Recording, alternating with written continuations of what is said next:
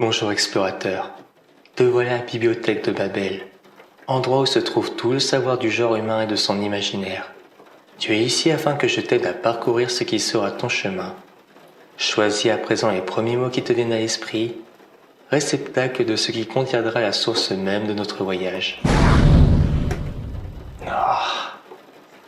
Je suis désolé voyageur, mais il semble que ton shining ait attiré non seulement des êtres de ton monde, mais aussi des créatures d'autres univers.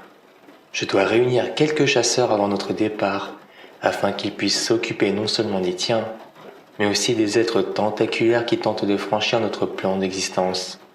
Il se peut que la perte de deux de leurs plus illustres divinités leur ait donné envie de nous anéantir, quitte à s'allier avec les pourritures grouillantes de ton chaos magique primordial. Quoi qu'il en soit, prépare-toi, nous partons de suite après le générique.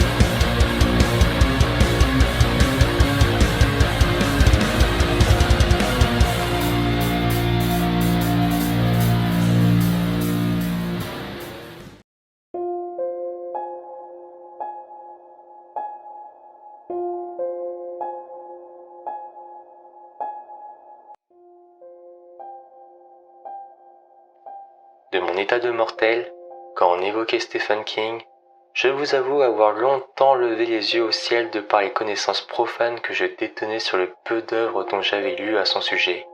À mon sens, il était le créateur de livres dont les productions cinématographiques s'inscrivaient de manière proche à ceux des nanars, l'incluant parfois même au rang de création de Chair de poule ou les contes de la crypte.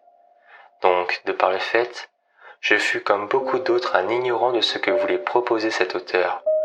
N'aimant pas ce qui se rattachait à l'horreur, je l'étais moins quand l'ensemble de son univers recouvrait la surface de ses œuvres cet aspect d'Halloween bon marché. Destiné à un public préadolescent en pleine puberté, si mes mots sont assez condescendants, c'est qu'à l'époque, je devais probablement faire partie mais en étant conscient du but de ce genre de divertissement.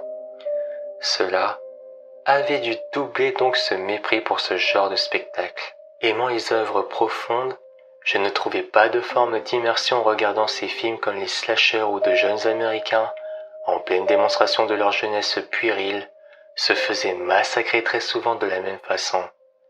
Alors, que vous dire à la vision par exemple de ça, ou de Carrie? Autant vous dire que cela n'arrangeait rien sur le jugement que j'apportais sur ces films. Si je suis ce qui me faisait fuir, je suis également ce qui pouvait m'attirer. Des films profonds, aux thématiques et aux scénarios qui nécessitent, dès la première vue, une attention particulière. Tant le message que prenait ou désirait transmettre le réalisateur était flagrant. De mémoire, des films qui ont eu cette impression d'interprétation d'un sens profond, je peux en citer également deux, La ligne verte et Les évadés. À ces mots, je vois déjà certains rectus se former pour les personnes qui connaissent déjà le lien que je viens de faire. Pour les autres, laissez-moi continuer votre initiation.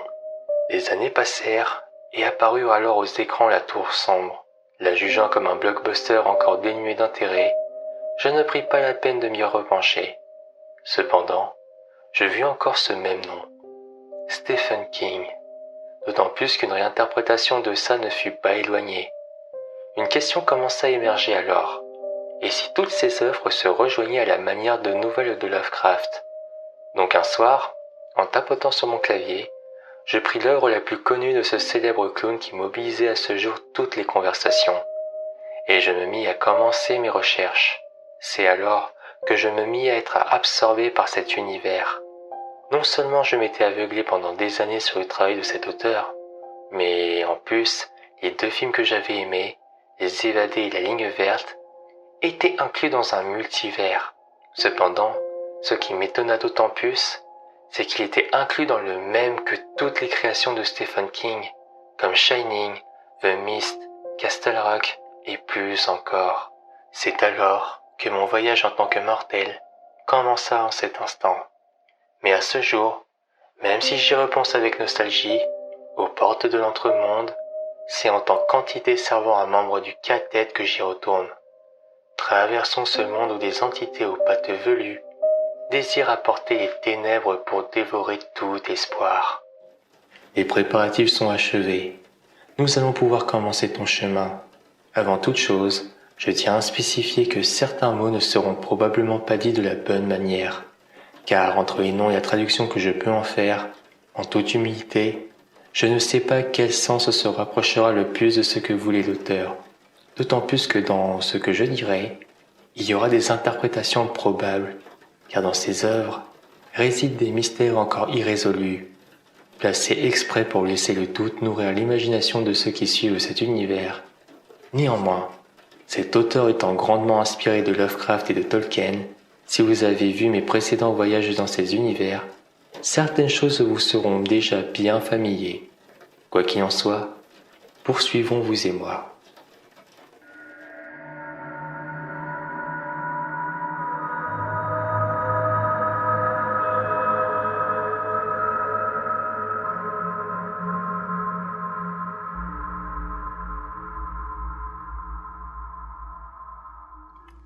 Au début, il n'y avait rien, ou presque. Cependant, il y avait déjà comme une soupe primitive de la création. Magique ou surnaturelle, certains l'appellent la primauté, le prime, et d'autres, dont les sages ermites l'appellent le supérieur, l'over. D'autres encore l'appellent discordia. Cette dernière était le chaos primordial, les ténèbres derrière tout. Il serait en soi ni bon ni mauvais, mais contenant les ferments du bien comme du mal. Même s'il semble instaurer une neutralité, il incorpore tout de même une source maléfique en son sein, car de ses entrailles résiderait une multitude de monstruosités qui semblent vouloir envahir ce que cette dernière fera naître de bien, comme si l'équilibre reposait sur ce qui l'engendrerait. La primauté était un condensé de magie brûlante et vibrante qui ne demandait qu'à croître et s'étendre. Affamée, elle dévorait le néant qui l'entourait et elle ne cessait de grandir. Dans le silence, elle murmurait et chuchotait. Elle gagnait en immensité. C'est alors que Gan, une entité métaphysique, fut le premier à naître de Discordia, ou de la primauté ou le supérieur. L'édifice de l'esprit qu'incarnait Gan ressemblait à une tour sombre, immense et d'un gris anthracite, s'élançant vers le ciel. Les fenêtres qui formaient une spirale autour de lui irradiaient d'une lumière bleue électrique. Au centre du sommet de la tour, le front de Gan, se trouvait une grande fenêtre qui, tel un vitrail, brillait de 12 couleurs. Rouge cramoisi, pour ne pas dire pourpre, marron, orange, jaune, vert citron, vert foncé, gris perle, bleu azuré, bleu nuit, bleu indigo, rose, violet. Au centre de cette fenêtre se trouvait un cercle de verre d'un noir profond. La légende racontait alors que la tour sombre, Gan, s'élevait dans le ciel. Les eaux de la primauté se déversèrent de son nombril et donnèrent naissance à l'entre-deux-mondes. Ce monde se divisa en de nombreux mondes parallèles au fur et à mesure que Gan grandissait. Puis Gan fit tourner tous ces mondes autour de son corps, et ce mouvement donna naissance au temps. Par la suite, ce fut au tour du soleil et de la lune de jaillir de la primauté et de trouver leur place dans le ciel. Il fut rapidement rejoint par le vieil astre et sa compagne, l'étoile du sud. Gan incarnait la tour sombre, et donc, à la fois, le centre de tous les univers et le point d'ancrage du continuum espace-temps. Chaque monde et chaque réalité fut contenu dans des sphères, incluant de nombreux niveaux où vivaient des êtres vivants hiérarchisés. La tour sombre possédait un nombre impressionnant de niveaux et sa taille pouvait être trompeuse au premier abord. Les microbes résidaient dans l'un des niveaux les plus bas. Sur un étage supérieur, d'une manière parallèle, se trouvaient des créatures nommées les macromes, Et plus haut encore se trouvaient à d'autres niveaux des êtres que l'on pourrait appeler les pentachromes, étant soit éternels, soit si près de l'être que cela ne fait guère de différence.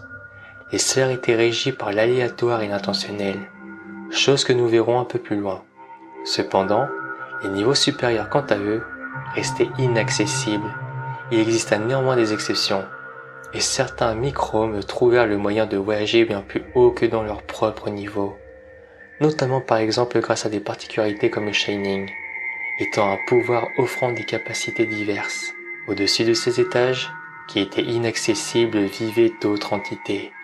Certains étaient merveilleuses et d'autres hideuses, même au-delà de notre faculté de compréhension. On pourrait appeler ces entités l'intentionnel supérieur et l'aléatoire supérieur. Ou peut-être n'y a-t-il plus d'aléatoire au-delà d'un certain niveau. Nous le soupçonnons, mais sans pouvoir l'affirmer avec certitude. Il n'est donc pas possible de voyager dans tous les mondes, depuis un monde parallèle bien précis. Peut-être est-il possible d'accéder à un certain nombre de mondes. Cependant, probablement pas tous. Mais il existe néanmoins un moyen d'accéder à chacun des mondes qui tournent autour de Gan, la tour sombre. Et ce moyen est d'entrer dans la tour et gravir ses escaliers. Chaque niveau de la tour s'ouvre vers un monde qui tourne autour d'elle. Mais que trouverions-nous au sommet de la tour? Tout comme Roland le pistolero, nous aurions d'abord à monter ces escaliers en spirale vers les niveaux supérieurs. Nous découvririons ces fenêtres suivant cette spirale, nous laissant entreapercevoir des lumières intenses de feu bleu électrique.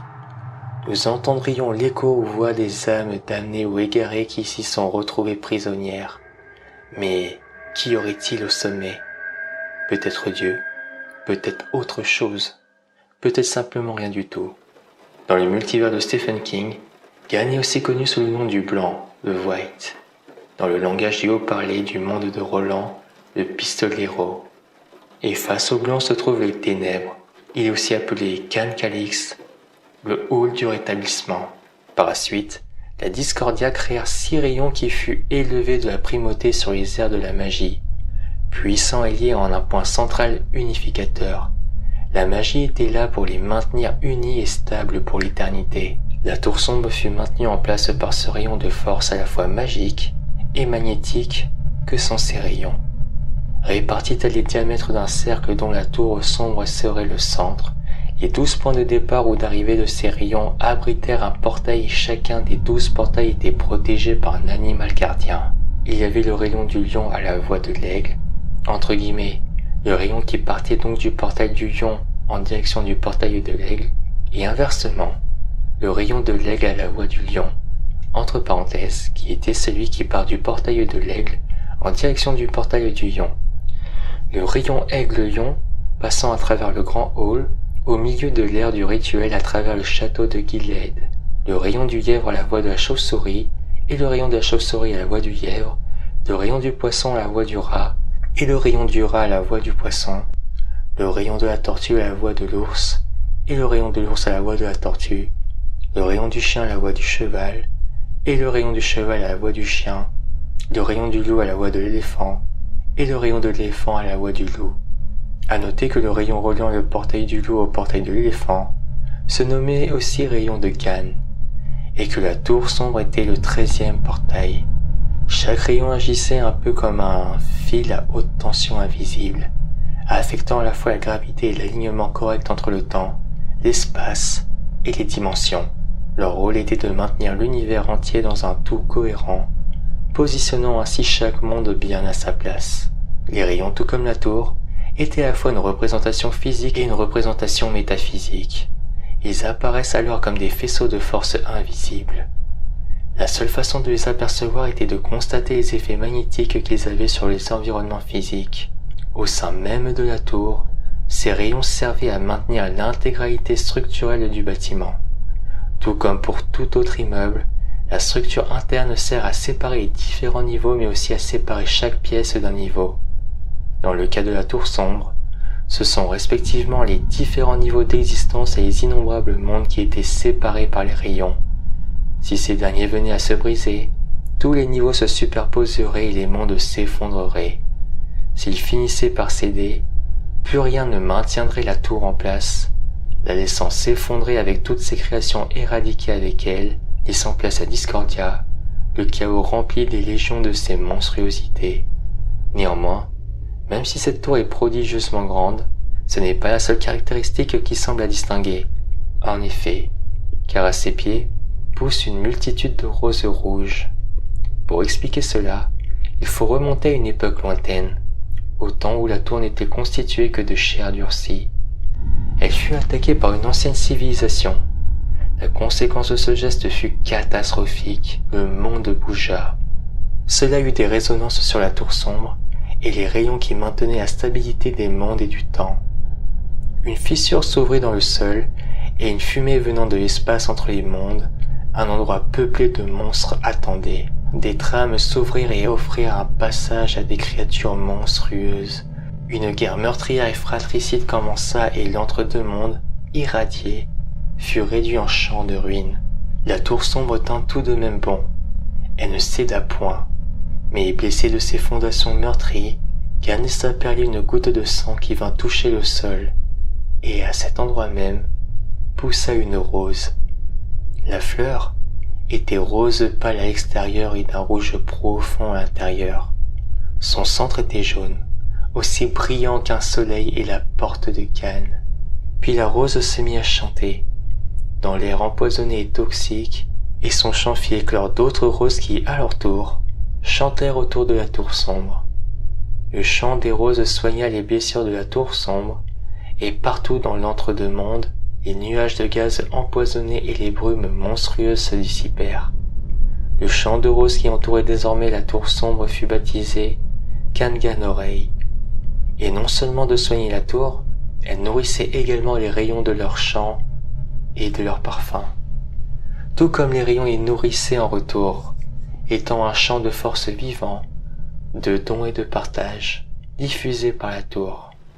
Pour résumer, le prime source de toute magie neutre mais dévorante fit naître Gan. Ce dernier incarna la positivité, et donc pour s'équilibrer, Prime devint Discordia laissant naître la négativité en lui, de par ces démons qui l'habitaient. Gan, incarnant son propre esprit en une tour sombre, fit soutenir sa structure par 6 rayons que le Prime fit naître, comme Gan précédemment. Prime, encore abondant de magie, en laissa tomber sur Gan, qui fait naître en les matérialisant autour de lui les mondes et le temps avec lui en son centre. La tour, de par son agression, fit entrer des démons du Prime laissant germer les graines du chaos en son sein. Et de par ses blessures, il créa les roses pour le régénérer et l'apaiser.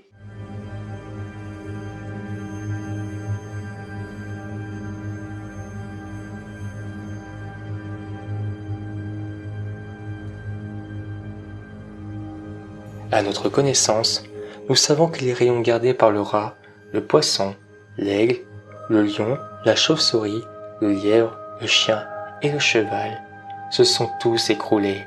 Il ne reste donc que les rayons gardés par l'ours et la tortue, le loup et l'éléphant, sachant qu'il faut au moins 2 rayons qui maintiennent une certaine stabilité à la tour sombre. Il n'y a plus désormais que 2 rayons encore existants, et l'un d'entre eux est sur le point de céder. En effet, un antagoniste chercha à détruire les rayons pour laisser se libérer et y régner. Mais nous verrons cela plus loin. Nous avions une note sur la description de la destruction d'un rayon dont un pistolero avait décrit les effets catastrophiques. Si le rayon allant de Chardic-l'ours à Mathurine à Tortue se brisait, plus rien n'existerait à 1000 miles de Calabrine Sturgis, voire à même 1 millier de miles. Qui sait, les oiseaux se seraient enflammés tout en volant et seraient tombés comme des torches. Ce dont je parle, c'est d'une mort massive et d'une grande destruction. Et quelque part, le long du rayon allant peut-être du poisson au rat, cela vient de se produire. Les rayons restants étant établis, malgré qu'ils ne soient pas visibles dans chaque monde, les effets de leur affaiblissement se ressentent dans toutes les dimensions. Nous avions également dans nos archives que la fin de la tour sombre est désormais proche. La première entaille appréciable dans le rayon ours-tortue, le rayon de l'aigle et du lion avait lâché. Bientôt, il n'y aura plus besoin de briseur. Bientôt la désintégration de l'avant-dernier rayon se produirait, avec ou sans leur aide. C'est comme si un objet en équilibre précaire s'était subitement mis à osciller. Bientôt, il dépasserait son point d'équilibre parfait de manière irrémédiable, et alors il tomberait. Ou, dans le cas de ce rayon, il claquerait. Un clin d'œil et puis plus rien. C'est la tour qui allait tomber. Le dernier rayon, celui du loup et de l'éléphant, tiendrait pendant encore une semaine, ou peut-être un mois, mais guère plus. Néanmoins, tout ne semble pas perdu, car il s'avérait que les roses du Khangan-Oreille, comme nous l'avons vu, nourrissaient les rayons comme la tour elle-même, car il était dit que le rayon abîmé ours-tortue, qui avait été menacé, pouvait alors se régénérer, la tour sombre ne s'effondrant pas pour le moment. Il se pourrait même que les rayons déjà brisés se régénèrent d'eux-mêmes et que les 2 derniers rayons encore en place régénèrent d'autres rayons pour maintenir la tour sombre.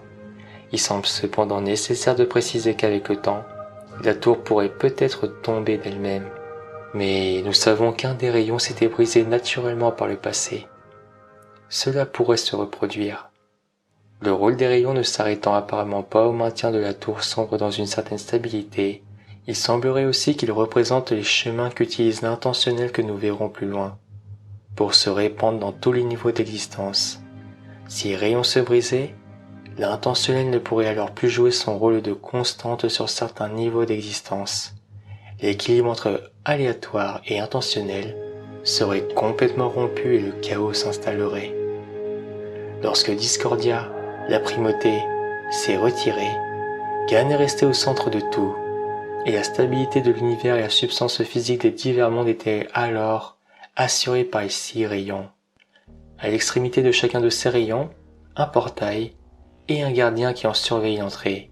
Cependant, certains furent remplacés par des machinations, mais de véritables gardiens magiques de la primauté sont encore présents.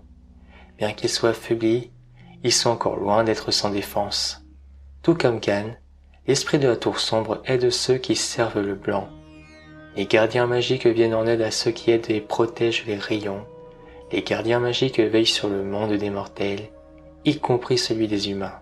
Selon les légendes de l'entre-deux-mondes, Gan a donné naissance au monde. Il fit bouger le monde et passa à autre chose, laissant l'ensemble des mondes connus chuter dans l'abysse. La tortue, et gardienne du macroverse, rattrapa ces mondes sur son dos et les maintint en équilibre. Il fut dit que la tortue avait créé l'univers en la vomissant. Mais on sait désormais que ce n'est pas tout à fait la vérité. Le créateur de l'univers est Gan. Dans les gardiens, nous avons la tortue, Mathurine, gardien des rayons qui aide la tour sombre. Sa forme physique est vraisemblablement un cyborg. Il est laissé entendre que ce faisceau est personnifié dans le personnage de Stephen King. En réalité, la vraie forme de la tortue est beaucoup plus grandiose et puissante. On en a la preuve à plusieurs reprises lorsqu'il est venu en aide aux guerriers du blanc. D'ailleurs, Gripsou étant son némésis la croyant morte. L'ours Shadik. Aujourd'hui, Shadik n'est plus. Cette place est occupée par un immense animal. Mi-ours, mi-machine, il n'est cependant pas le gardien magique du rayon, mais le gardien recréé par les grands anciens. On sait que le peuple primitif qui fit son apparition après la destruction du monde des grands anciens baptisa Shardik par le nom de Mir. Dans leur langue primitive, Mir voulait dire le monde en dessous du monde. Ce peuple pensait que Shardik était à la fois un démon incarné et l'ombre d'un dieu. De plus, le portail de l'ours serait Brooklyn. Ce portail ouvrirait donc un passage vers New York. On apprend aussi que Shardik l'ours fait face à Mathurine la tortue. Le poisson, Jasconius, nous savons que son rayon fut aussi détruit. Le rat, Shushundra, son rayon a été détruit. Le gardien rat se nommait Shushundra et était très vénéré, principalement par les peuples nordites. La légende raconte que Shushundra fut celui qui amena les premiers grains d'orge aux Nordites et leur apprit à cultiver les céréales. Auparavant, les Nordites se nourrissaient principalement de rennes et de poissons, et pour suivre leur nourriture, ils devaient être un peuple nomade. Grâce à Shushundra, ils purent s'établir dans des villages permanents autour de leurs champs d'orge. Pour beaucoup de Nordites, Shushundra est le Noiti, le père de la civilisation. Shushundra était reconnu pour sa vivacité d'esprit et son désir de partager son savoir avec l'humanité. Le chien, Garm. Nous savons que son rayon fut aussi détruit. Il était principalement vénéré par les peuples de Kashimi dans le Grand Est. Garm aurait guidé ce peuple vers un temps où se trouvait un nunchaku. Depuis ce jour, cette arme est synonyme de fierté dans la tradition guerrière kashmini. Garm serait venu en aide à ce peuple de nombreuses fois, ce qui explique qu'il le vénère encore aujourd'hui. La plupart de Kashmini pensent que s'il entretient leur dévotion, alors, lorsque la mort arrivera, Garm les conduira vers la terre pure de Kashamin, où ils reposeront en paix pour l'éternité. Garm était reconnu pour sa loyauté et sa compassion. Le cheval, Rocinante. Nous savons que son rayon fut aussi détruit. Il était principalement connu pour sa détermination et son côté stoïque. Il était très populaire dans les baronnies de l'Ouest, telles que Crécia.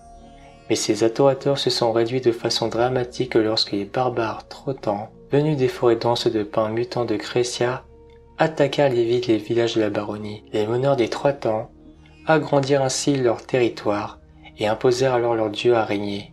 Les adorateurs de Rocinante et fidèles du Blanc, dont Arthur Held ainsi que tous ses descendants, étaient un représentant. Ils commencèrent à disparaître avec le temps. La chauve-souris Komozots et le lièvre Hausla, nous savons que leur rayon fut aussi détruit. Le lion Aker et l'aigle Telekeli, nous savons que le rayon aigle-lion fut le 4e rayon à avoir cédé. Le loup Navius et l'éléphant barbare, nous savons que le rayon loup-éléphant subsiste toujours et qu'il est le plus solide, mais qu'il est aussi nommé le rayon de Gan. Vous l'avez compris, l'avenir semble incertain. S'il faut ne serait-ce que 2 rayons pour sauvegarder la tour sombre, la situation est catastrophique, car un des 2 restants est sur le point de céder. D'autant plus qu'il semblerait que la majorité des gardiens semblent avoir disparu ou ont été remplacés par des machines qui ne valent pas les authentiques créées par la magie.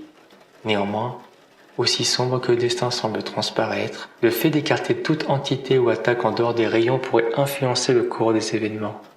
Car si les roses ont pu, dans le temps, régénérer la tour, il se peut qu'elles le fassent avec les rayons, laissant un espoir à l'existence d'échapper à Discordia et aux atrocités qui y vivent, mais pour combien de temps encore ?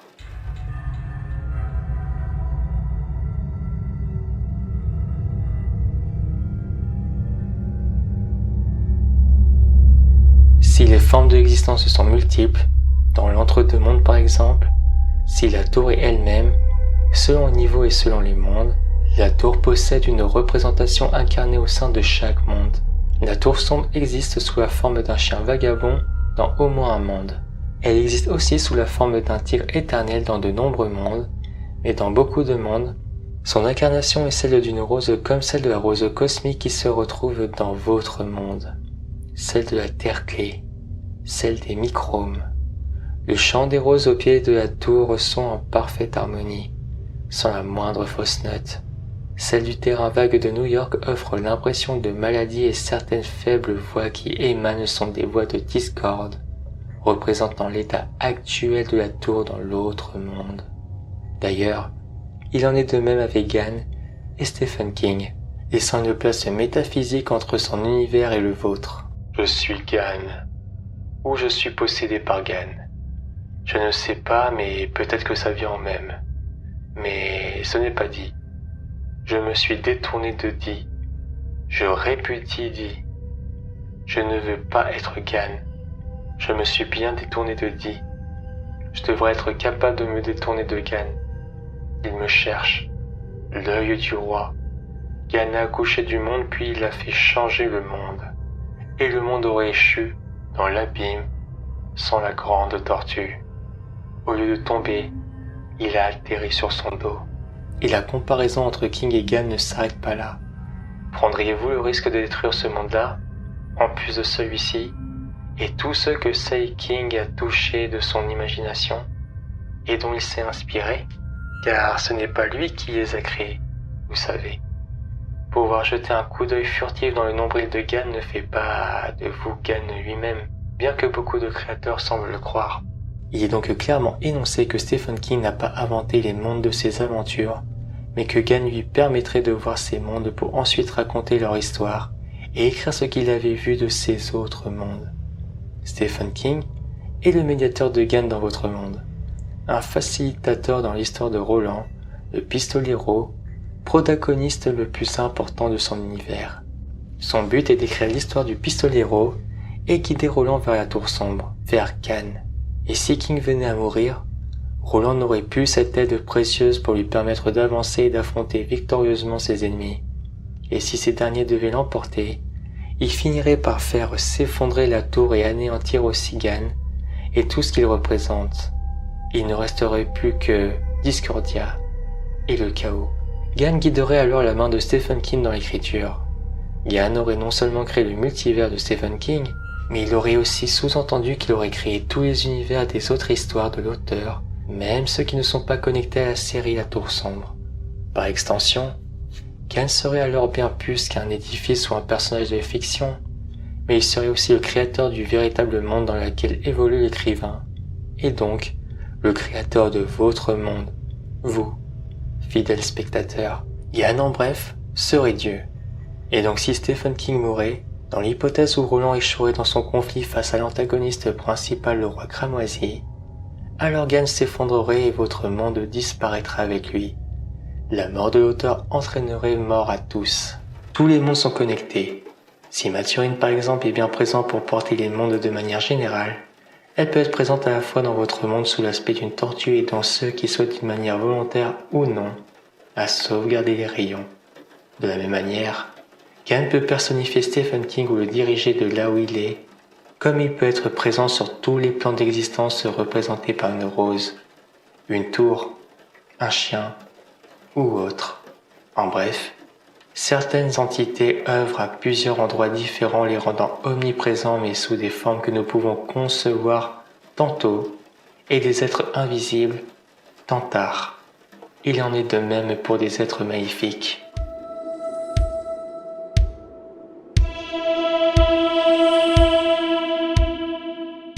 Il existe dans votre sphère d'existence, sur votre niveau de la tour sombre, 4 constantes. Bien qu'elles pourraient se présenter sur l'ensemble des univers d'une manière et d'une intensité différentes. La vie, la mort, l'aléatoire et l'intentionnel. Ces 4 constantes existent aussi sur, au moins, à un des niveaux supérieurs, celui des petits docteurs chauves. Macron capable de voir les couleurs des auras des gens qui représentent chacune une caractéristique. Leur rôle est de tisser les fils de la vie et de les couper le moment venu. Lachésis et Cloto sont 2 de ces 3 parts qui sont des agents de la mort et de l'intentionnel. Le troisième s'appelle Anthropos et est, quant à lui, un agent de la mort et de l'aléatoire. L'intentionnel Purpose et l'aléatoire Random sont 2 des forces primaires, au sein même de la tour sombre, qui guident les événements de toutes les existences. L'intentionnel et l'aléatoire sont surveillés de près par une force qui leur est supérieure. On ne sait pas grand-chose sur la nature de ces forces appelées K. Ce K est le nom donné à une force mystérieuse qui guide toutes les créatures vivantes ou mortes. Le K représente la volonté de Khan. On pourrait la comparer au destin ou à la fatalité. Le K peut être considéré comme un guide, une destination, mais en aucun cas un plan. Du moins, pas un plan connu des mortels. Le K n'appartient ni au bien, ni au mal. Il sert les 2 camps et semble avoir sa propre moralité, pouvant donc représenter l'équilibre. Stephen King insiste sur le fait que K est la destinée et que, quoi que l'on fasse, c'est toujours K qui guide nos pas, et K qui décide de ce qui se produira. Peu importe les efforts que l'on peut faire, le résultat d'une suite d'événements dépend toujours de la volonté de K. Tous sont les serviteurs et les prisonniers du K. Il contrôle et dirige toutes les choses qui le servent. Il n'y a jamais de coïncidence. Il n'y a que le K derrière chaque événement. Également souvent comparé à une roue de l'existence qui tourne inlassablement et dont le seul but est de revenir à son point de départ. La notion de K a une telle importance dans l'univers que l'on retrouve d'autres termes du haut parler dérivés du mot K, comme pour citer un exemple le K-tête. Littéralement, le mot signifie un tout fait de plusieurs personnes. Ici, K fait référence au destin. Le mot tête fait référence à un groupe de personnes qui partagent un but commun. Le K-tête est de ce fait un groupe de personnes liées à un même destin et guidées dans un même but. La notion de K-tête représente un lien très fort qui est particulièrement difficile de rompre. Selon certains philosophes de Gilead, un cathète ne peut être brisé que par la mort ou la trahison, mais d'autres, tels que Cort, l'ancien enseignant de Roland, pensent que même la mort et la trahison ne sont pas assez puissantes pour briser le lien du cathète. Chaque membre d'un cathète est semblable à un morceau d'un puzzle et il est nécessaire de réunir toutes les pièces de ce puzzle pour comprendre ce qu'il représente et sa raison d'être. Un cathète n'est pas forcément composé de personnes liées par l'amitié ou l'amour. Certains ennemis peuvent faire partie d'un même cathète. L'intentionnel donc, et tout ce qui existe est prédestiné. Chaque suite d'événements a une place précise dans un plan cosmique plus général. Certains individus, certaines créatures, sont des agents, conscients ou non, de l'intentionnel et ont un rôle bien défini à jouer dans le cheminement des événements. Certains ont des actions bien précises à remplir pour que la tour sombre ne s'effondre pas. L'aléatoire est une force dont le rôle est de saper les fondements de l'intentionnel, apportant des morts accidentelles là où elles n'étaient pas prévues. La Chessis et Clotho déclarent dans Insomnia: le déroulement de la période qui précède presque chaque mort servant l'intentionnel suit un cours qui nous est très familier. Nous délivrons ceux qui souffrent, nous apaisons ceux qui sont terrifiés. Nous donnons le repos à ceux qui ne peuvent le trouver. La plupart des morts intentionnelles sont attendues, parfois c'était, mais pas toutes. Autre repos sert l'aléatoire. Toutes les morts que les microbes appellent idiotes, inutiles ou tragiques ne sont pas forcément son œuvre, mais elles le sont souvent. La destinée de presque toutes les choses vivantes dans le monde des microbes tombe dans le domaine de l'intentionnel ou de l'aléatoire. Certaines vies, très rarement, n'ont pas de définition précise, n'appartiennent ni à l'aléatoire, ni à l'intentionnel. Cependant, certains individus échappent à cette distribution entre aléatoire et intentionnel. Ils n'ont pas de place prédéterminée. On les appelle les cartes vierges. Ils ont le lourd poids sur les épaules de pouvoir faire pencher l'équilibre d'un côté ou de l'autre. Bien entendu, les agents de l'intentionnel de l'aléatoire essaient d'influencer le choix de ces individus non prédéterminés. Mais il est difficile pour les agents de l'intentionnel de l'aléatoire d'anticiper les effets qu'auront les choix de l'individu en question. Il existerait ensuite un aléatoire supérieur et un intentionnel supérieur. La notion d'intentionnel supérieur se rapproche indéniablement de la notion du cas, peut se voir d'une manière interprétée par le dualisme de Maturin et de Cripso. D'une manière déiste, la créature omnipotente connue sous le nom de Pennywise, ou Ça, serait une personnification de la mort mais aussi de l'aléatoire, sapant l'intentionnel ou la destinée maintenue par la tortue Maturin protégeant la vie. À noter que la mort, dans l'univers de Stephen King, ne signifierait donc pas vraiment la mort dans certains mondes, mais une nouvelle naissance dans un autre monde, n'étant irréversible que dans le tout-monde et dans le monde clé où le temps ne se développe que dans un sens. S'il existe 4 facteurs pour stabiliser le tout, les couleurs semblent être une nuance sur chaque individu qui en voit son aura impactée. Par exemple, dans le bas parlé, le blanc représente la force du bien.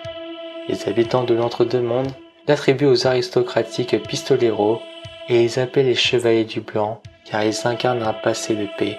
L'ensemble de cet univers répond à une voix qui est celle de l'esprit de Gain se traduisant par une force invisible qui conduit chaque chose et être à embrasser sa destinée pour asseoir l'équilibre de la création.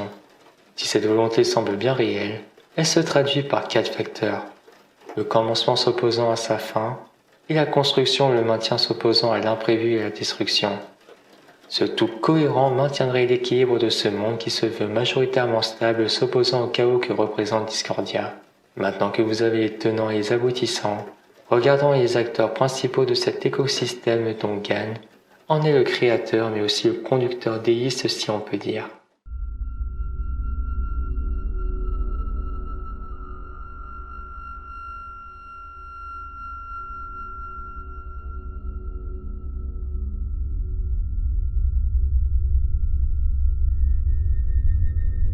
Les pentachromes ou oldtimers, dans les plus hauts niveaux d'existence de la tour sombre, il existe des êtres que l'on appelle pentachromes, puisqu'ils ont tout le temps devant eux, étant soit éternels, soit si près de l'être que cela ne fait guère de différence. Ces êtres ne sont pas régis par l'aléatoire et l'intentionnel, et seraient de nombreuses créatures réparties sur ces niveaux, probablement s'opposant entre les forces du bien et celles du mal familièrement. Parmi les pentachromes, nous pouvons inclure d'après moi les grandioses. Si Gan fut créé directement par le Prime, il ne fut pas le seul à naître de Discordia. D'autres enfants de la primauté vinrent au monde, et parmi eux, les terribles grandioses, Great Horns. Certaines de ces horreurs avaient des corps de pieuvres, de 1000 pattes géants, ou d'immenses araignées aux dents acérées. Tous avaient des pinces et des bouches béantes remplies de dents de requin. Tous étaient affamés. Mais alors que les grandioses se démultipliaient, Discordia la primauté commença à se retirer. Certains de ces monstres moururent, mais d'autres se glissèrent dans les interstices entre les mondes et attendirent. Les Macromes, ou Longtimers, sont sous les niveaux de ces derniers. Nous retrouvons d'autres niveaux d'existence qui se superposent, ceux des Macromes et ceux des Micromes. Les Macromes sont des êtres vivants au-dessus de notre simple état de mortel. Ils sont capables de voir ce que nous ne pouvons pas voir, et capables de voyager sur différents niveaux de la tour sombre. Ces personnes ont la possibilité de venir se promener sur le plan des humains avec facilité. Les Micromes, ou Short-Timers, sont principalement les humains, ou les créatures de même rang, nombreux à être impliqués dans cette quête à la taille de l'univers entier, et leur monde se situe parmi les niveaux les plus bas de la tour sombre, mais cependant, pas forcément les plus bas, vivant par exemple dans l'entre-deux-mondes, ou la Terre-Clé, qui sont l'un des nombres infinis d'univers parallèles qui composent le multivers. Ces deux mondes partagèrent la caractéristique d'avoir la mort comme état définitif et permanente. La Terre-Clé, par exemple, est l'univers que les lecteurs de Stephen King reconnaîtraient comme le monde réel. Ils incluent King lui-même en tant qu'auteur des romans de la Tour Sombre, et l'univers dans lequel la Tour Sombre elle-même est représentée par une rose poussant dans un terrain vague à New York. Nous pouvons inclure par exemple la civilisation humaine qui peuplait autrefois le tout-monde, et souvent désignée par les termes les anciens, ou les grands anciens, Old Ones ou Great Old Ones. Au fil du temps, cette civilisation se révéla particulièrement avancée technologiquement. De la simple mécanique à la physique nucléaire, le développement technologique devint une obsession pour les grands anciens qui virent une réponse à tous dans chacune de leurs inventions. Si nous avons vu les créatures magiques que sont les gardiens protégeant les 6 rayons, il y aurait par la même occasion 6 démons élémentaires pour chaque rayon. En dessous de chacun se trouvait le monde de l'invisible dans son entier, et ces créatures abandonnées sur les plages de l'existence quand la primauté commença à s'estomper. Il existe également beaucoup de démons mineurs mais seulement 6 démons élémentaires. Cependant, comme il y a 12 gardiens pour les 6 rayons, il y a 12 aspects pour les démons élémentaires puisque chacun est à la fois mâle et femelle.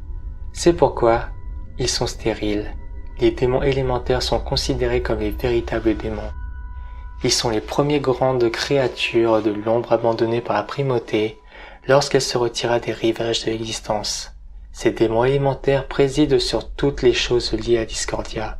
Les démons élémentaires n'ont pas de nom et n'en ont pas besoin.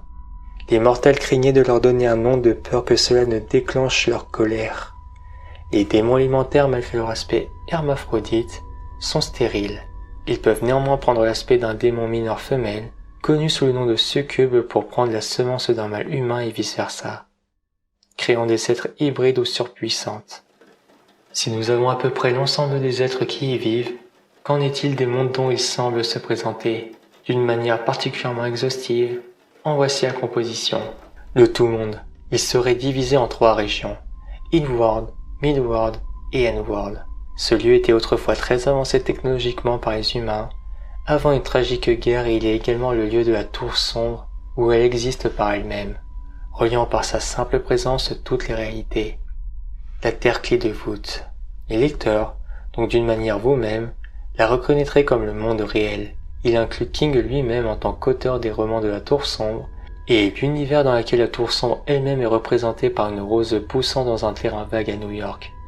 À la place de la rose, la porte d'accès à la Tour Sombre dans tout monde. L'univers grand public. Ce monde est le lieu où se déroulent la plupart des histoires de Stephen King. Les lieux fictifs, notamment au sein de l'univers grand public, incluent donc l'eau de Jérusalem, Castle Rock, Derry, Haven, la prison d'état de Shawshank, d'ailleurs où se passe l'histoire de Carrie, l'univers d'Eddie Dean, où est l'histoire de Le Dessin des Trois, les territoires, où est l'histoire de Le Talisman, une dimension parallèle dans laquelle Jack Sawyer peut entrer par sa connexion innée au lieu, peuplé de jumeaux. Bouya Lune, de l'histoire de Lisey, est un monde de rêve où le défunt mari de Lisey, Scott Dundon, avait voyagé. Rose Garance, où est l'histoire de Rose Garance, est un monde derrière une peinture. Le Nul, où l'histoire de la relance, est une dimension de chaos servant d'au-delà aux humains, qui sont asservis et torturés pour l'éternité par des fourmis géantes, qui à leur tour servent des êtres Lovecraftiens fous. Le plus puissant de ces êtres est connu sous le nom de Mère. L'univers Sten, où est l'histoire de Le Stand, est un monde post-apocalyptique où la plupart des gens ont été infectés par un virus artificiel appelé Superflu, ou Captain Trip. Roland et son cathète visitent cette réalité dans Wizard and Glass, où la peste s'est produite dans les années 1980. L'univers cellulaire ou l'histoire de Cellule est un monde post-apocalyptique où une attaque terroriste a réduit toute personne utilisant un téléphone portable à un état de zombie. La chronologie des régulateurs, où est l'histoire de Les Régulateurs, et un royaume modifié où un portail dimensionnel est connecté à la prison de Dak et à la ville de Desperation, située dans l'univers dominant. UR 17000, où est l'histoire de UR 88-416, où le président Kennedy est vivant et arrive à déjouer les heures sombres de l'Amérique, UR 117-586, 1 million UR, où Hillary Clinton devient présidente, UR 217-1753, où John MacDonald a écrit le roman Blue Lament, UR 412-1989, où une crise des missiles de Cuba a entraîné un holocauste nucléaire en novembre 1962 et où la ville de New York a été complètement décimée, tout comme la majeure partie de la Russie, ainsi que la quasi-totalité de l'Europe et de l'Asie. UR 620-1949, UR 719-1974, et l'espace de Todash, ou l'histoire de The Mist, où une expérience militaire réalisée à Shemor, le Arrowhead Project, visait apparemment à créer une fenêtre transdimensionnelle avec laquelle regarder à travers d'autres dimensions, mais fit apparaître les limbes entre les dimensions peuplées de monstres potentiellement venus de Discordia. Avec ce descriptif, j'espère vous avoir éclairé sur l'ensemble du monde de Stephen King. Néanmoins, quelle trame fondamentale s'est jouée parmi tous ces univers? Car avec toutes ces œuvres, la trame principale se trouve dans les livres de la Tour Sombre, laissant les autres œuvres enrichir cet univers déjà bien foisonnant d'éléments fantastiques. D'une manière simple, si certaines histoires décrivent des enjeux, elles ne font pas toutes le même écho dans l'histoire de cet ensemble cosmique. Voyons ensemble les acteurs et les faits principaux de tout cet univers. Toutefois, je vous invite à vous installer confortablement, car le périple sera aussi long que les épreuves que le protagoniste Roland devra subir.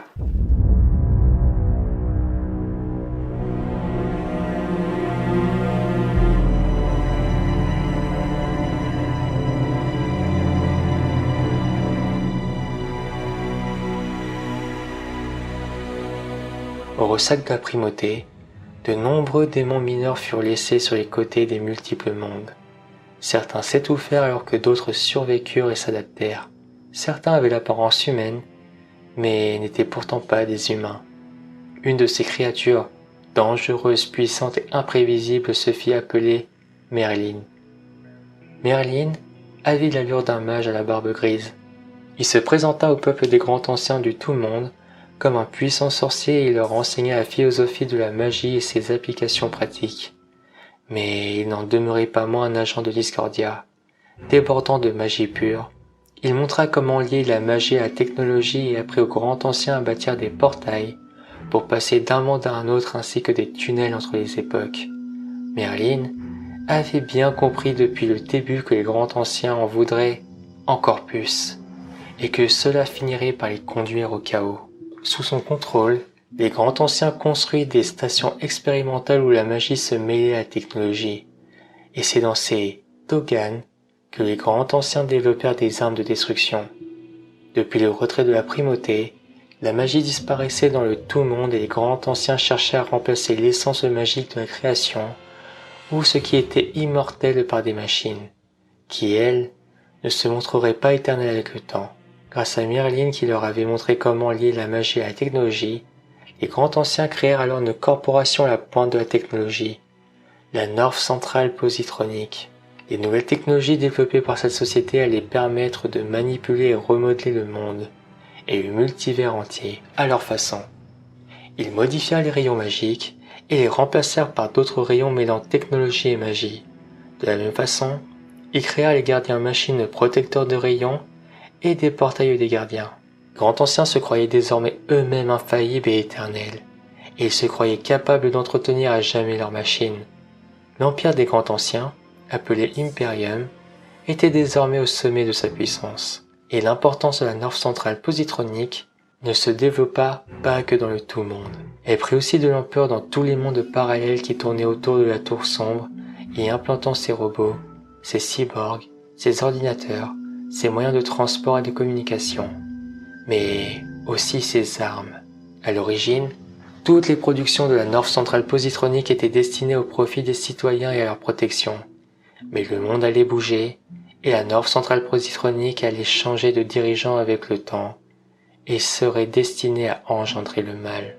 Comme Merlin l'avait anticipé, les grands responsables de l'Imperium se déclarèrent les seigneurs de tout le continuum espace-temps.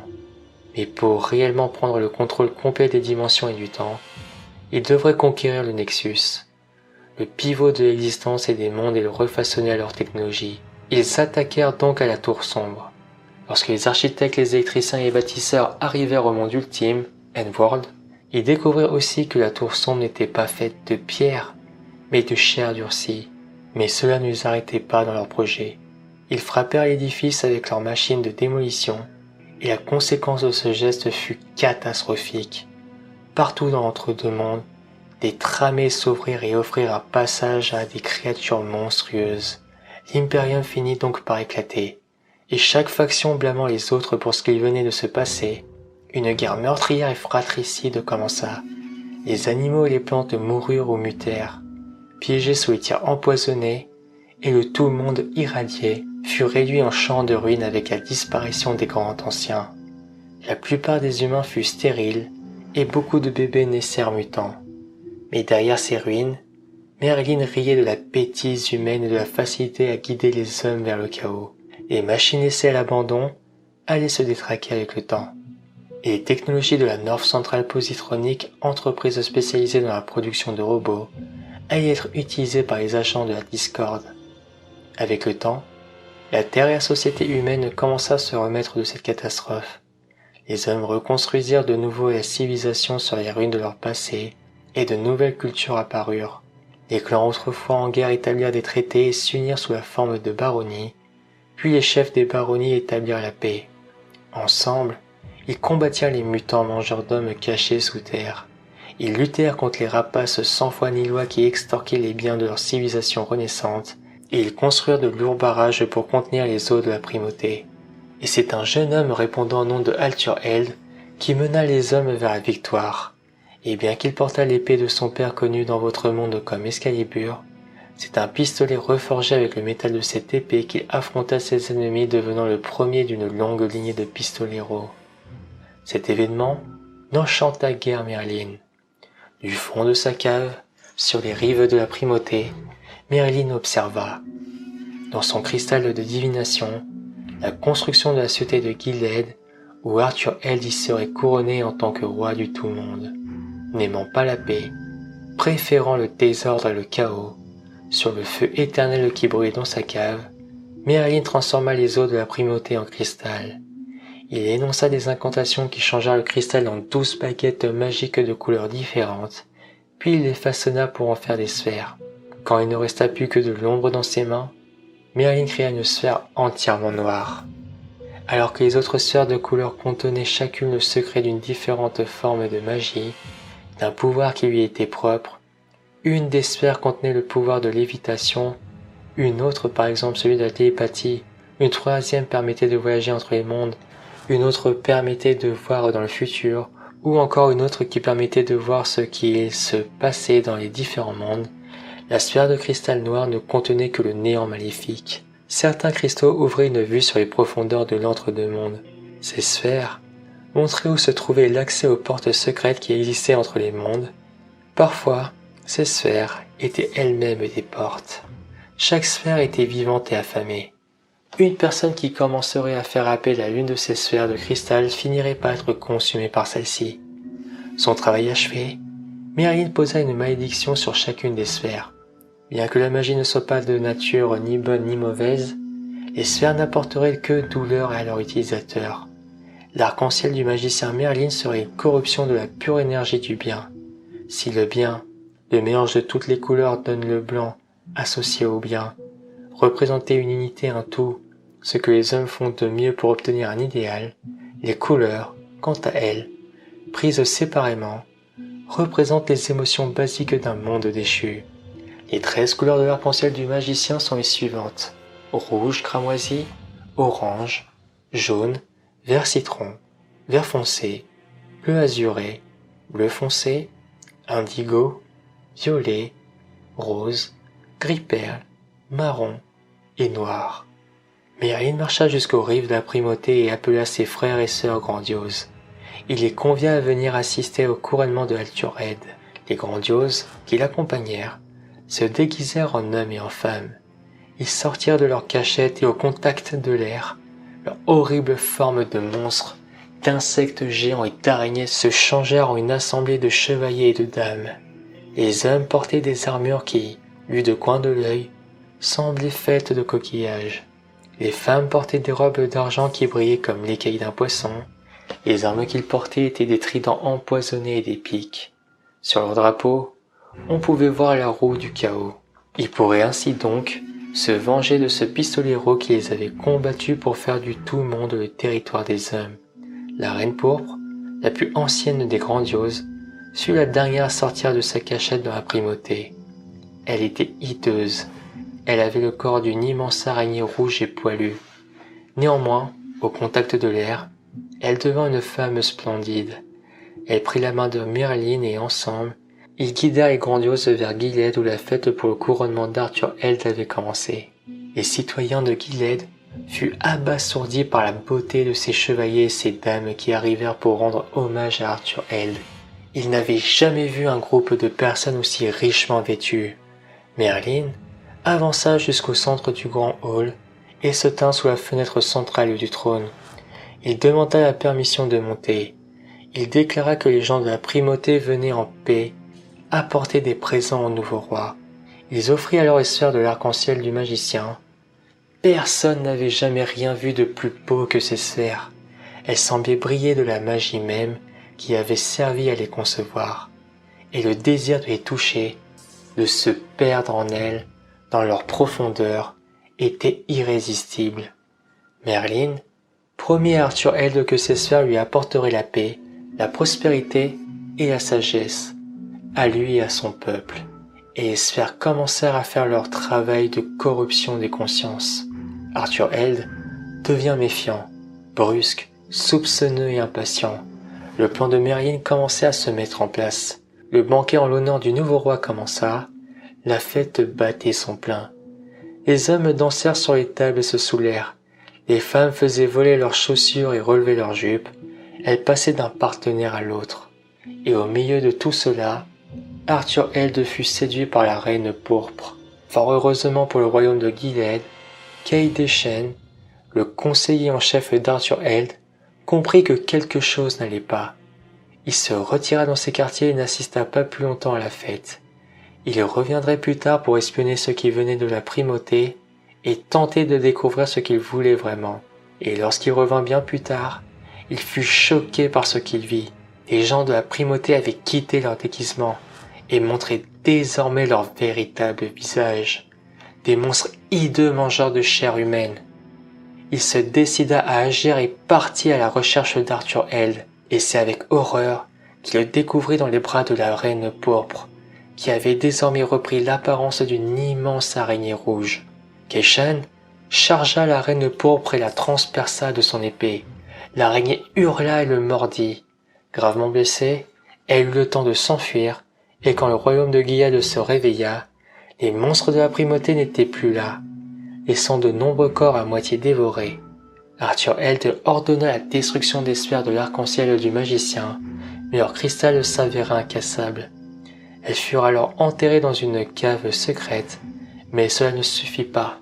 Attirés par leur aura, Les voleurs découvrirent leur cachette et l'arc-en-ciel du magicien fit de nouveau son entrée dans le monde des hommes. Un an plus tard, la reine cramoisie exultait. Elle avait mis au monde un fils, à la fois homme araignée, héritier d'Arthur. Et comme son père l'avait juré, il était lié à la tour.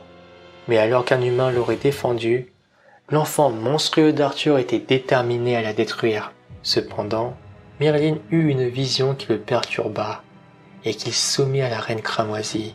Son enfant grandirait et répandrait une nouvelle forme de chaos à travers les mondes. Mais un jour, un humain se lèverait pour le défier. Enfant de l'Eld, il poursuivra les serviteurs du Prime, de siècle en siècle et de chaque niveau de la tour correspondant à d'univers différents. Cet enfant s'appellerait Roland et serait l'ultime champion de la tour, descendant d'Arthur.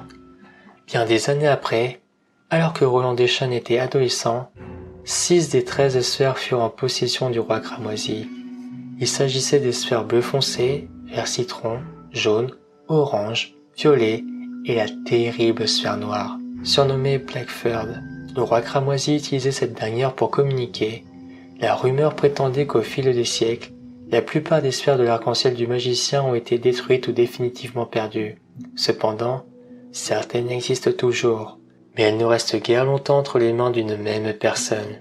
La sphère de cristal rose sera de nouveau sur le chemin de Roland au palais d'Émeraude, près de Topeka.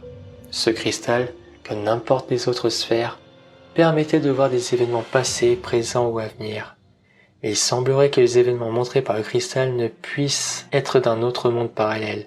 Cependant, les images reflétées par la sphère pouvaient être déformées et manipulées par l'appréciation de la personne qui l'utilisait afin de faire le mal. La sphère de cristal rose fait résonance avec l'énergie sexuelle, mais tout en étant avant tout lié à des sentiments tels que la possession et la cruauté, sans aucun appel à des émotions plus nobles telles que l'amour véritable, et ce cristal créait chez celui qui l'utilisait une forte dépendance.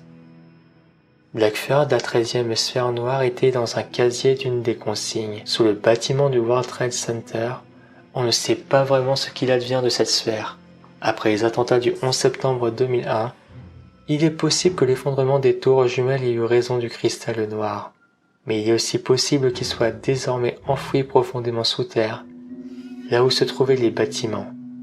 Inaccessible à jamais, elle avait la capacité de permettre à son utilisateur de voyager entre les mondes. Mais ces voyages se passent par le biais de l'espace Todash, un endroit très dangereux où il est facile de se perdre pour ne plus jamais en revenir. La sphère de cristal orange, c'est dans les ruines de la ville de 10 qu'elle a été vue pour la dernière fois. La sphère cristal bleu, 50 ans avant que le premier cathète de Roland ne se mette en route en direction de Mégis, ce globe était la possession d'une tribu de Lens mutants, résidant dans le désert qui s'appelait les Total Hog. Chaque sphère de cristal est liée à un rayon et un gardien du rayon.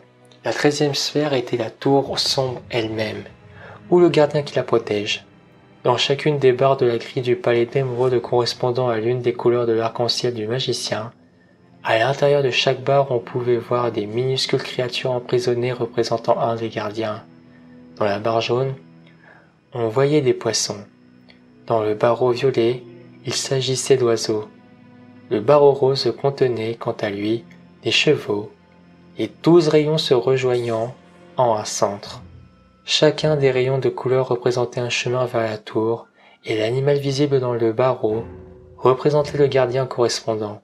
Le centre de la grille est d'un noir de mort, la tour sombre elle-même. Si vous êtes à présent au courant des événements déclencheurs, poursuivons dans ce qui sera une quête plus laborieuse que celle de Frodon dans la communauté de l'anneau.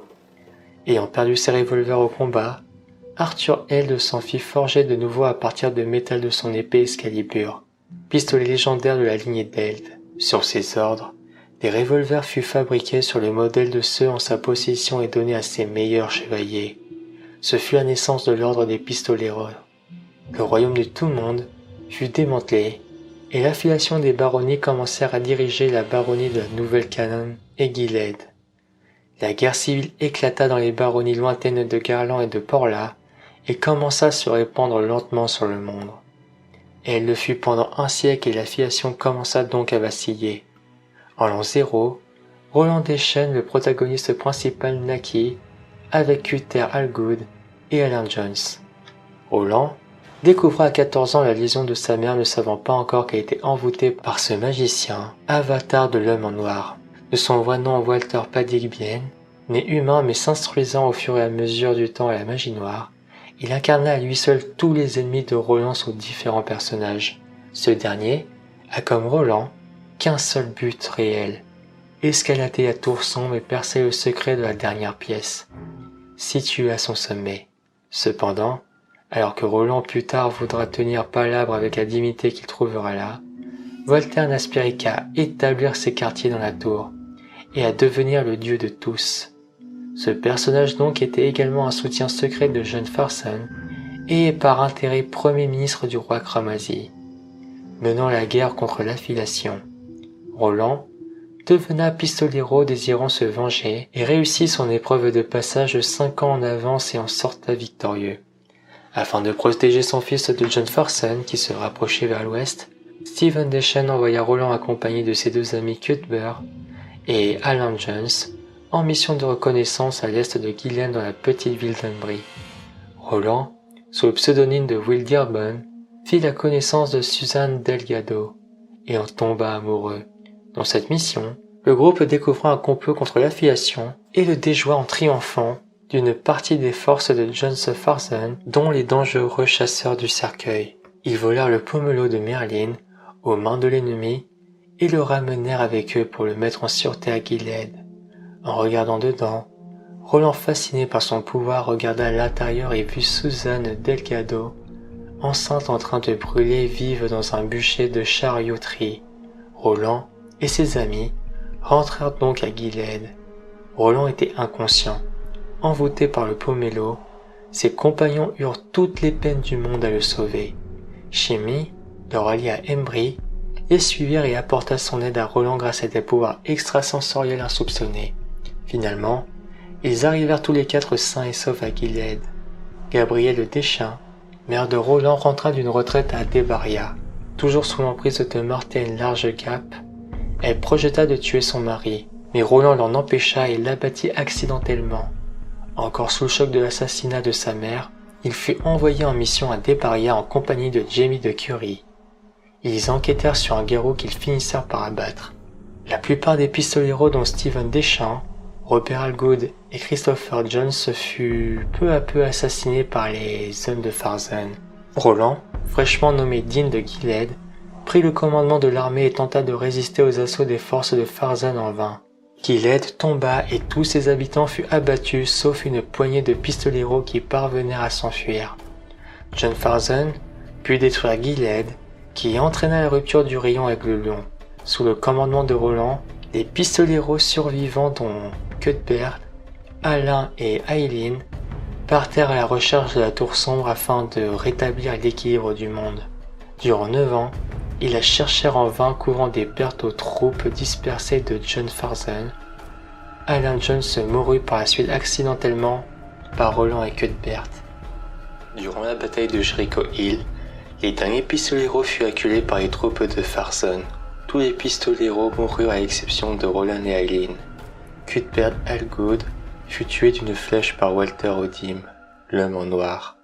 La guerre s'achevant après avoir ravagé le monde et anéanti l'affiliation et l'ordre des pistoleros, Roland retourna fatigué à Gilead en compagnie d'Aileen, qui mourut en chemin.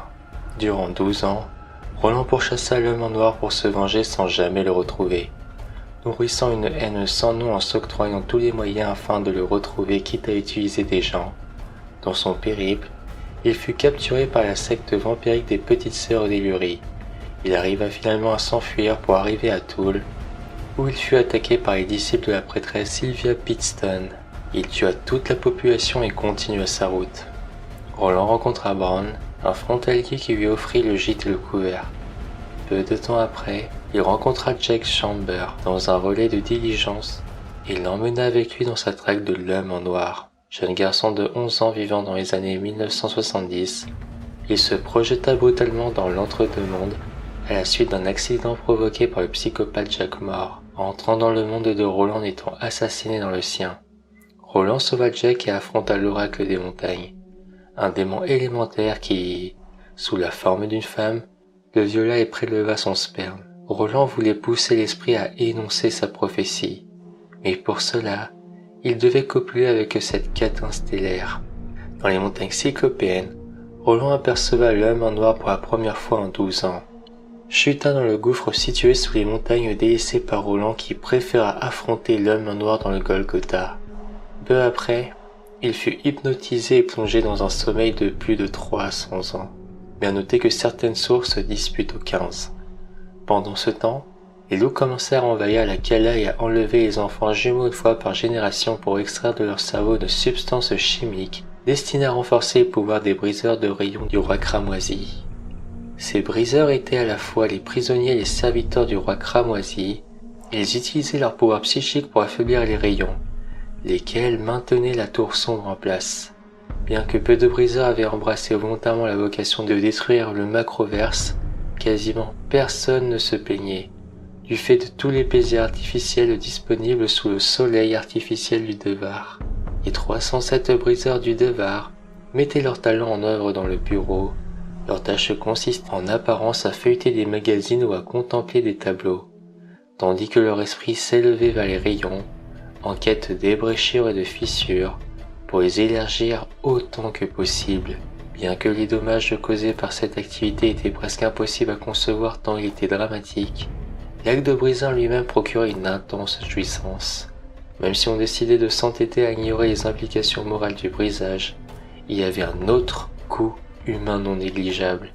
Pour garder leur attitude à leur plus haut niveau, il était servi régulièrement en briseur, des pilules contenant une substance chimique extraite du cerveau des jumeaux prépubères, substance qui permettait la télépathie gémellaire. Une fois cette substance prélevée, ces enfants se retrouvaient crânés, autrement dit, fichus. Bien que peu de briseurs connaissaient exactement la provenance de ce qu'on pouvait leur donner, beaucoup avaient des soupçons qu'ils choisissèrent d'ignorer afin de faire taire leur conscience. La plupart originaires de la Terre étaient la risée de tous, du fait de leur talent. Ils étaient perpétuellement retrouvés en marge de la société, et tels des monstres, ils étaient toujours traités comme caries à ce sombre bal de fin d'année.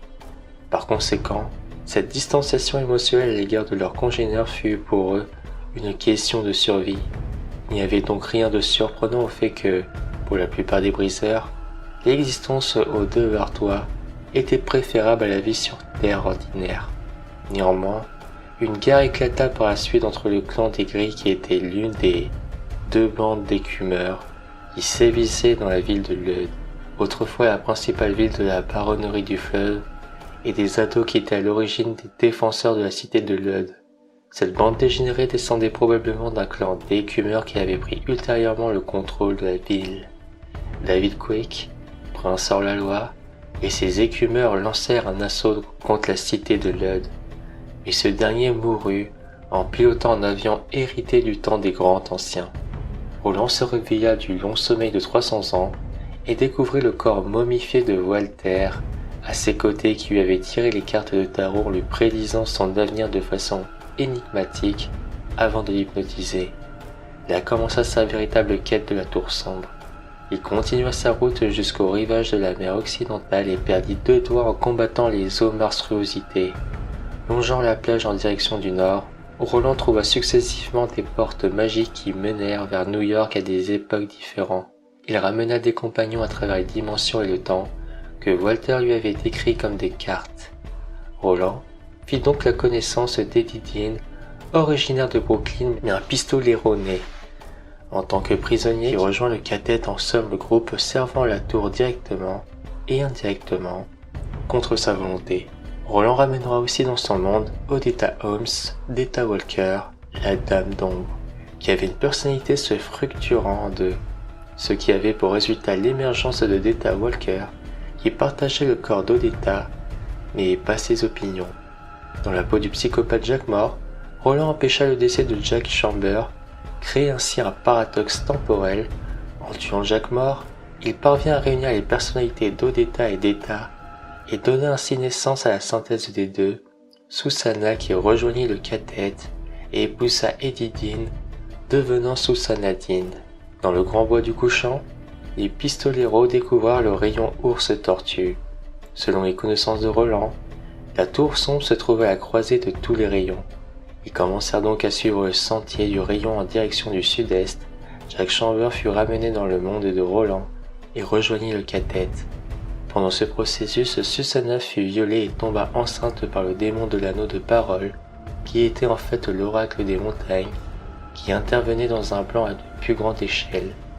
Ôté, le bafouilleux, croisement entre un raton laveur, une marmotte et un teckel, rejoignit le cathète, et tous arrivèrent à Lod pour embarquer à bord de Blaine le Mono, un véhicule contrôlé par une intelligence artificielle.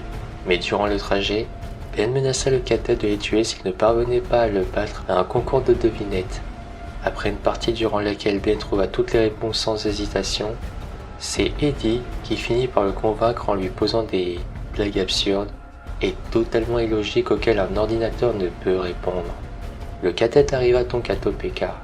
Sur la route, Roland leur fit part de son passé, de ses combats, au décès de son premier amour Susan Delgado, confirmant la vision qu'il avait vue autrefois. Une fois pénétré dans le palais vert, il trouva et défia Randall Flagg alias Walter Odim ou l'homme en noir, que Roland croyait mort. Le cathète finalement perdit connaissance et se réveilla dans une carrière plus loin sur le sentier du rayon. Une tempête appelée coup de givre se leva et ils trouvèrent refuge dans la ville fantôme de Cook avant de continuer leur chemin sur les terres frontalières. Susannah, enceinte de Mordred, développa une nouvelle personnalité, Mia. Après l'épisode du cercle de parole au cours duquel elle retena sexuellement le démon qui y vivait, Susannah développa une autre personnalité liée au démon du cercle, une personnalité dénommée Mia, qui était en fait une créature sortie du Prime, un oracle sexuel qui se découvra au fil des siècles l'envie de devenir mère. Or, les créatures comme elle étaient stériles. Mia passa donc un pacte avec l'homme en noir, l'ennemi de Roland et serviteur du roi cramoisi, pour devenir mortelle et porter un enfant. Elle expliqua donc à Susannah que le démon qui avait prélevé la semence de Roland dans l'anneau de parole avait ensuite changé de sexe pour lui réinjecter cette semence lorsque Susannah retenait le démon du cercle.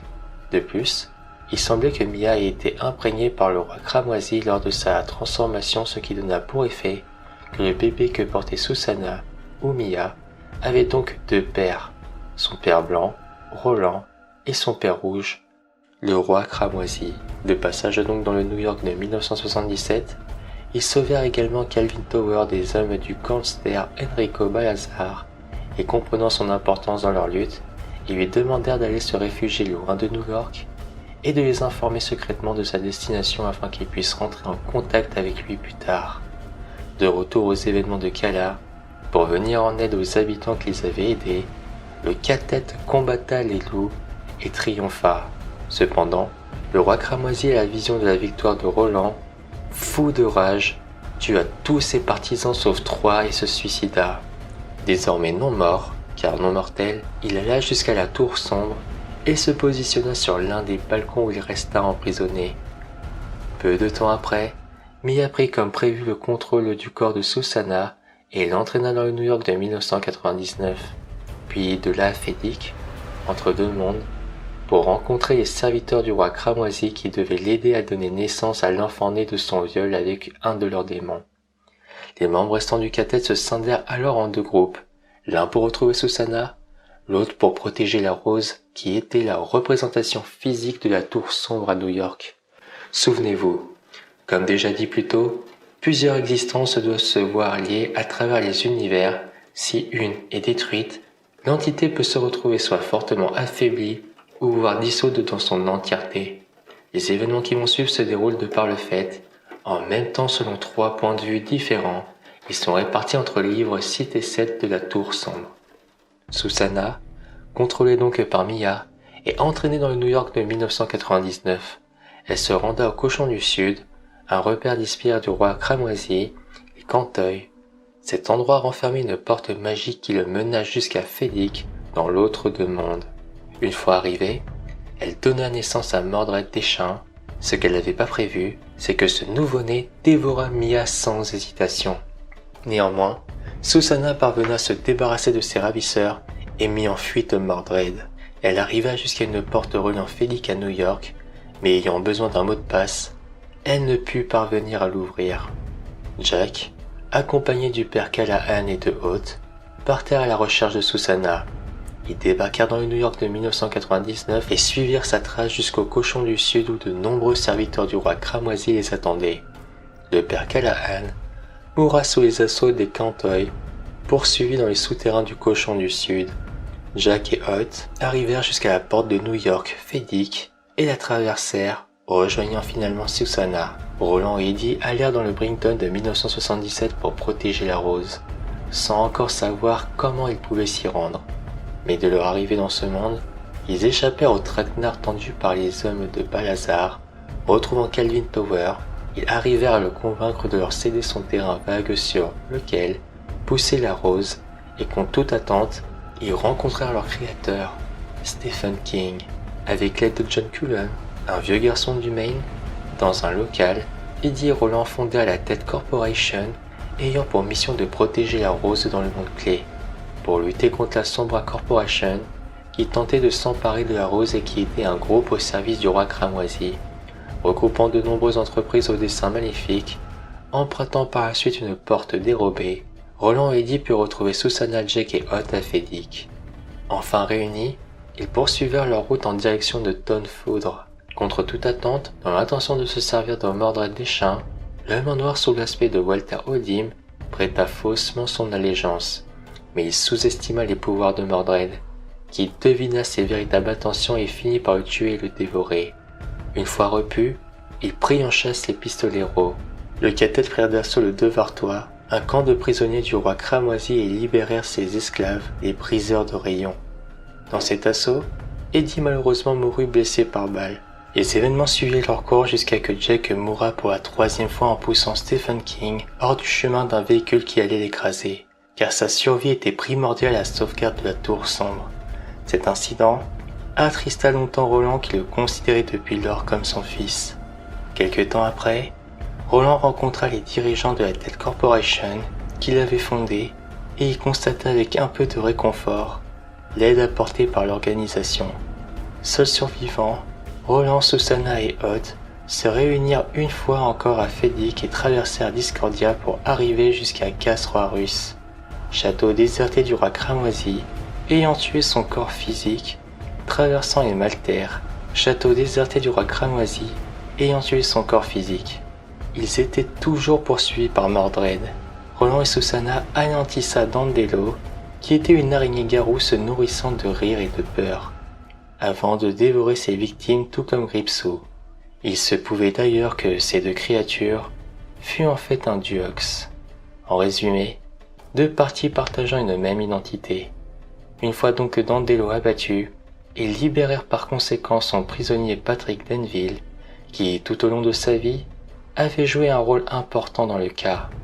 Néanmoins, anéanti par la mort de ses compagnons, Susannah abandonna la quête et rejoignit une version alternative de New York, où elle retrouva Eddie et Jack.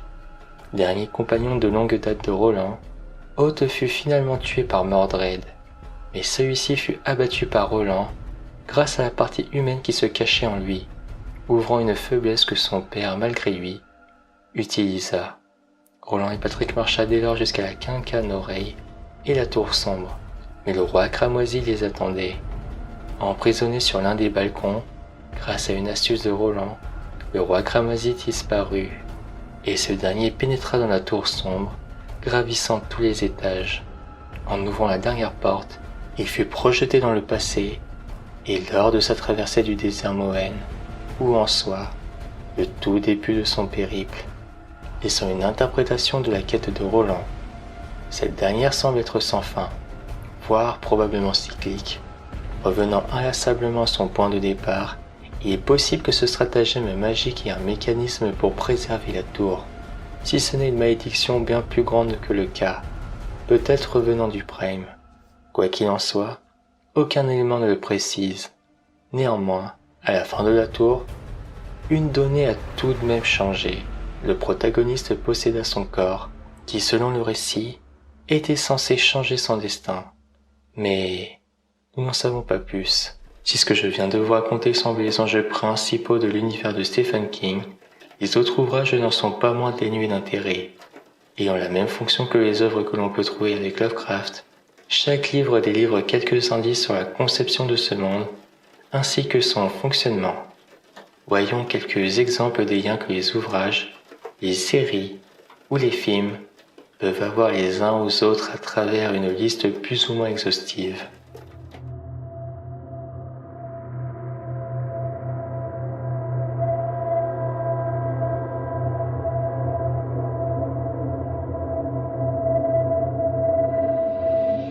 Dans le film Carrie, les survivants recevèrent leur diplôme dans la ville de Moton, ou appelée Maine, également présentée dans Dome, et les nouvelles de N et l'homme au costume noir. Dans la tour sombre tome 1, Roland explique qu'Alain a le Shining, titre du même film du nom. Dans The Mist, la nouvelle aurait des connexions avec les cycles de la tour sombre. Les monstres de The Mist pourraient venir d'une faille entre les mondes, un espace Vadash ou une trame magique ouverte par le projet militaro-scientifique Pointe de Flèche. Ce portail fut ouvert probablement sur le Prime ou sur Discordia. Une mention est apportée sur une rose qui n'est jamais un hasard. Dans It, ou ça, si vous préférez, une mention est faite de la prison de Shawshank. L'un de ces gentils garçons était un colonel de l'armée de l'air quadragénaire qui avait une femme et 3 enfants au Nouveau-Mexique. Un autre était actuellement en prison à Shawshank pour vol à main armée. C'est la prison de la nouvelle Rita Hayworth et la rédemption de Shawshank, située à Castle Rock. Les événements de Dead Zone à Castle Rock, le père de McAllen a servi dans l'armée avec Dick Halloran, chef cuisinier de l'hôtel Overlook dans Shining. Un des hommes internés à Juniper Isle possédait des origines françaises et a été condamné pour avoir démarré des feux. Ce qui n'est pas sans évoquer Édouard Delacroix, rappelant un des personnages de la Ligne verte, qui sera publié une dizaine d'années après ça. Dans Dome, une mention est faite de la prison de Shawshank, celle de la nouvelle Rita Hayworth et la rédemption de Shawshank, située à Castle Rock.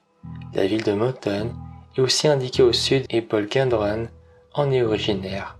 Dans Carrie, les survivants y reçoivent leur diplôme comme précédemment annoncé. La ville est également présentée dans les nouvelles de l'homme au costume noir. D'ailleurs, la marque trouve à Rusty Everett sur la boîte à la toute fin est la même qu'on peut retrouver dans les échos de Cripsou dans ça. Ou encore, la ville fictive de Tarkermail, de Peur Bleue, étant indiquée comme étant à l'est de Chestermail, où la ville de Terry est aussi mentionnée dans les événements de ça. Misery se passe dans le même univers que Shining. Annie Wilk fait référence à l'accident de l'Overlook. Dans la tour sombre, nous pouvons voir le Overlook Hotel sur le cadre de Psychologue, ou encore la déchirure laissant cette faille spatio-temporelle mouvante qui peut renfermer des monstres, très proche de The Mist qui contient des monstres dans le recueil du même nom. Nous voyons aussi l'image de la tortue comme une entité bienveillante et aidant, indirectement, à lutter contre le mal, notamment de Cripsou dont nous avons l'évocation avec son cirque dans l'autre monde. Et dans Castle Rock, il y a de nombreuses connexions.